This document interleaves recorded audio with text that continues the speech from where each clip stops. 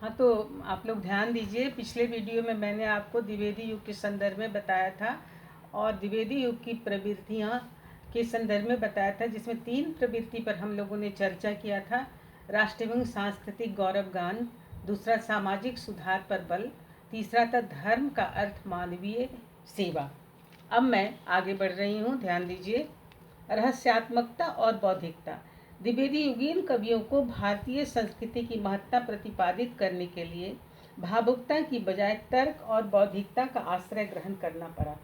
भारतीयों के मन से अंग्रेजी सभ्यता की सृष्टा का भूत भगाने के लिए कवियों ने प्राचीन भारतीय संस्कृति की बौद्धिक व्याख्या की।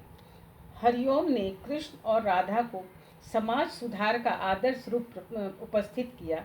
वहीं गुप्त जी के राम को मानव के रूप में पृथ्वी को स्वर्ग बनाने के लिए संकल्पित दिखाया। पारंपरिक राम कृष्ण की कथाओं में नवीन उद्भावनाओं के माध्यम से देश सेवा, जन कल्याण के महत्व को प्रतिपादित किया। उपदेशात्मक और चमत्कारों से काव्य को मुक्त रखा। आधुनिकता, स्वतंत्रता, मानवता को आदर्शमय बनाने के लिए प्राचीनता की बुद्धि सम्मत व्याख्या करने में इन कवियों ने गहरी रुचि ली।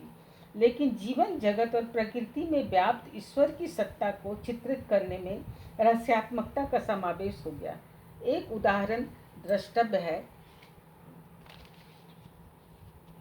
तेरे घर के द्वार बहुत हैं, किससे कहूँ, किससे होकर आऊँ मैं, सब द्वारों पर भीड़ बड़ी है, कैसे भीतर जाऊँ मैं।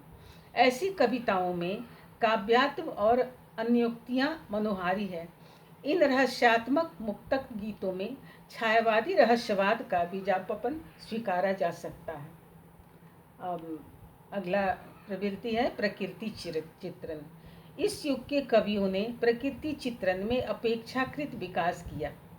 प्रकृति के मनोरम रूप की ओर इन कवियों की दृष्टि गई। प्रकृति के विविध पक्षों ने इन कवियों को इतना प्रभावित किया कि इस युग की कविता कवर्ण विषय प्रकृति बन गई। श्रीधर पाठक ने प्राकृतिक सुषमा की छटा अंकित की है। प्रकृति जहाँ एकांत बैठी निज रूप संवारती, पल पल पलटती वेश क्षणिक छवि छिन छिन धारती। तथा बिजन वन प्रांत था, प्रकृति मुख शांत था, अटल का समन था, रजनी का उदय था। इस युग के कवियों में श्रीधर पाठक, रामनरेश त्रिपाठी, हरिओद, रामचंद्र शुक्ल, गुप्त जी ने प्रकृति की मनोहर दृष्टि अंकित किए। यद्यपि अधिकांश कवियों ने प्रकृति के बाह्य रूप पर अपनी दीवानगी दिखाई, लेकिन हिंदी भाषा को काव्यत्व के रूप में मान्यता काल की दृष्टि से यह प्रकृति चित्रण संतोषजनक ही कहा जाएगा। अब अगली प्रवृत्ति है इतिवृत्तात्मकता। द्विवेदी युग में श्रृंगारिकता को अश्लील और उच्छृंखल समझकर उसे काव्य क्षेत्र से लगभग बहिष्कृत कर दिया गया। द्विवेदी जी के सम्मुख इस युग में बंगला की कोमलकांत पदावली थी और दूसरी ओर मराठी की वर्ण प्रधान इतिवृत्तात्मक शैली। द्विवेदी जी को इतिवृत्तात्मक शैली ही पसंद आई, जो कि आदर्श और नैतिकता के प्रचार प्रसार के लिए उपयुक्त थी। यही शैली भारतेंद्र युग में शुरू हुई थी और द्विवेदी युग में उत्कर्ष पर पहुंच गई। काव्य क्षेत्र में कठोर नियंत्रण और निर्देश का परिणाम यह हुआ कि कविता में सरलता आ गई। कवि जन एक हद तक उपदेशक बन गए।